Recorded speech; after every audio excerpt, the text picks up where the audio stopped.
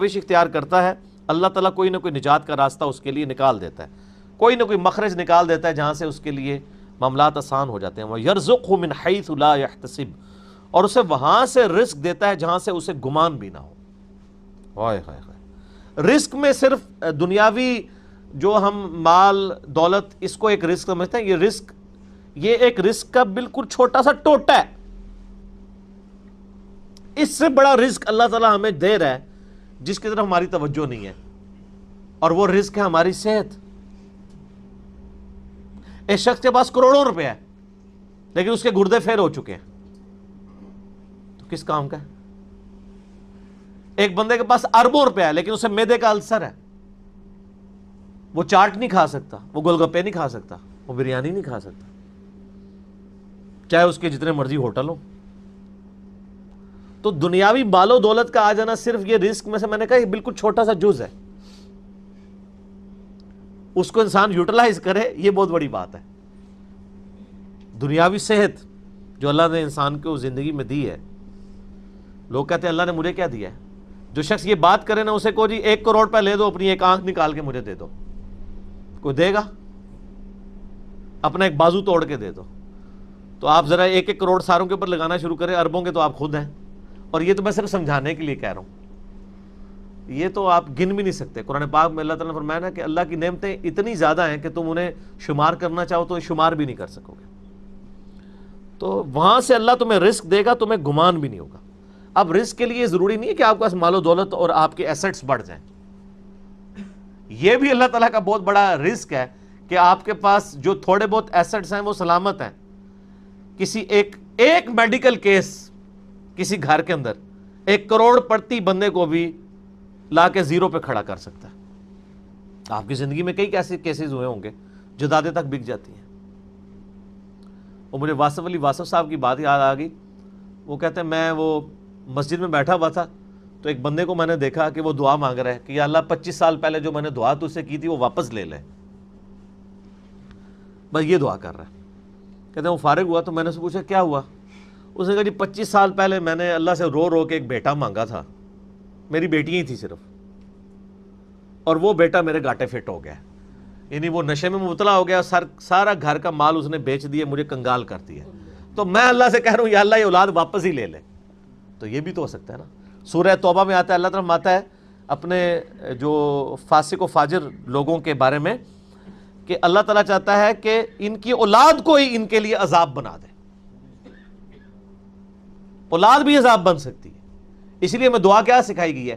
ربنا حب لنا من ازواجنا وذریاتنا قرۃ اعین واجعلنا للمتقین اماما، اے اللہ ہماری بیویوں اور ہماری اولاد میں آنکھوں کی ٹھنڈک بنا اور ہمیں پرہیزگاروں کا امام بنا، ہماری آنے والی نسلیں پرہیزگار ہوں، ورنہ یہ تو مصیبت بھی گلے پڑ سکتی ہے۔ تو ایک میڈیکل کیس آپ کو کہاں سے کہاں لے کے جا سکتا ہے، ایک بچے کا نافرمان ہونا آپ کو کہاں سے کہاں لے کے جا سکتا ہے، اور اس سے بڑی ناکامی تو آخرت کی ناکامی ہے۔ ایسا بچہ بھی ہو سکتا ہے کہ جو آپ کی دنیا تو برباد نہ کرے لیکن آخرت برباد کر دے، اس کی وجہ سے آپ گناہوں میں مبتلا ہو جائے۔ تو یہ بھی رزق کی ایک فارم ہے۔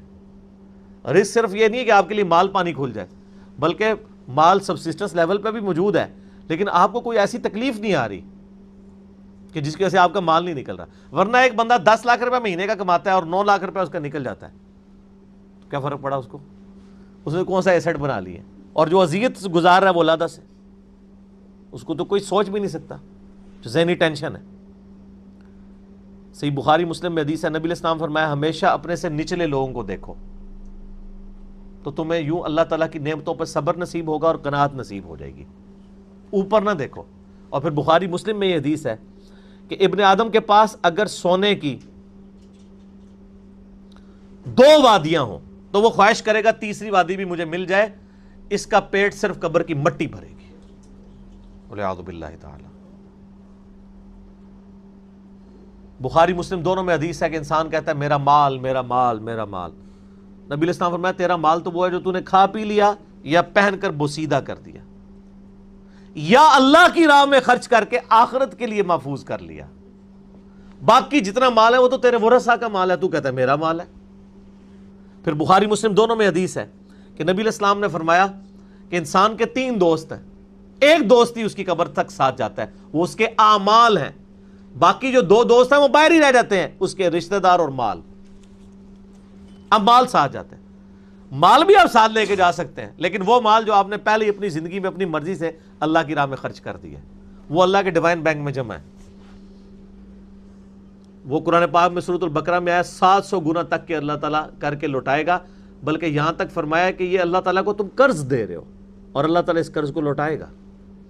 دیکھیں کتنا قدردان ہے کہ دیتا اللہ ہے، اور جب اسی کے دیے ہوئے میں سے آپ اسی کی راہ میں خرچ کرتے ہیں تو وہ کہتا ہے کہ یہ تم نے مجھے قرض دیا ہے۔ اللہ کہتا ہے میں تمہارا مقروض ہوں، تمہیں لوٹاؤں گا۔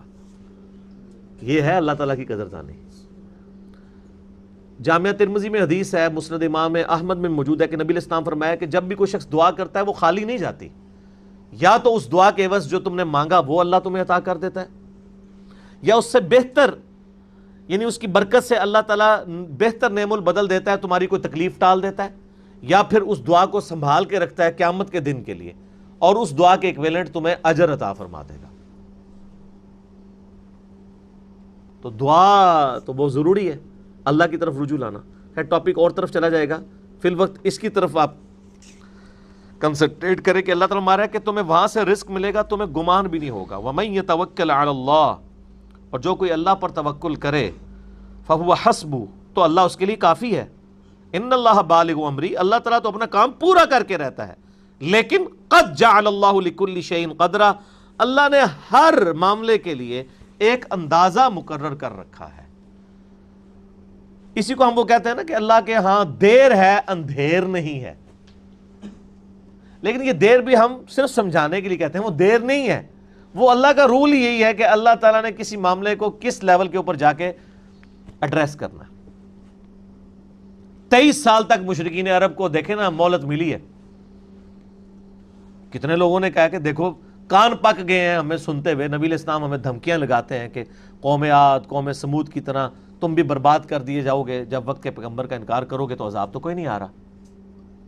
اور قرآن پاک میں پھر نبی علیہ السلام کے بارے میں بھی آتا ہے کہ آپ علیہ السلام نے بھی تھوڑی سی بے صبری کا مظاہرہ کیا۔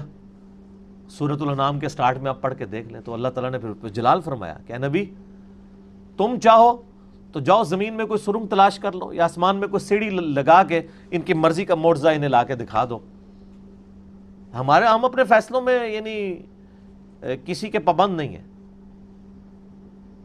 پھر سورہ آل عمران میں آتا ہے جب غزوہ احد کے موقع پہ نبی علیہ السلام کی زبان سے بددعا نکل گئی خالد ابن ولید کے لیے کہ اللہ تعالیٰ ایسی قوم کو کیسے ہدایت دے گا جنہوں نے اپنے نبی کا چہرہ خون سے رنگ دیا۔ یہ صحیح مسلم میں الفاظ ہیں، قرآن پاک میں اشارتاً اس کا ذکر ہے۔ سورہ آل عمران میں اللہ تعالیٰ نے فرمایا کہ اے نبی آپ کو کوئی اختیار نہیں ہے، اللہ تعالیٰ چاہے تو ان کو ہدایت بھی دے سکتا ہے۔ ہائے ہائے ہائے، یہ اللہ کے فیصلے ہیں، یہ کسی انسان کا کوئی فیصلہ نہیں ہے۔ تو اب ان آیات کی روشنی میں بزرگ تو کسی کھاتے میں نہیں بنتے، لوگ بزرگوں کو لے کے بیٹھ رہے ہوتے ہیں، جی بزرگ دعا کریں گے، بزرگ کر دیں گے، بزرگوں نے کیا کرنا ہے؟ یا تو نبی علیہ السلام کے بارے میں فرمایا جا رہا ہے کہ آپ کو کوئی اختیار نہیں ہے، اللہ تعالیٰ چاہے تو بخش دے، اللہ تعالیٰ چاہے گرفت فرمائے، اللہ تعالیٰ چاہے ڈھیل دے۔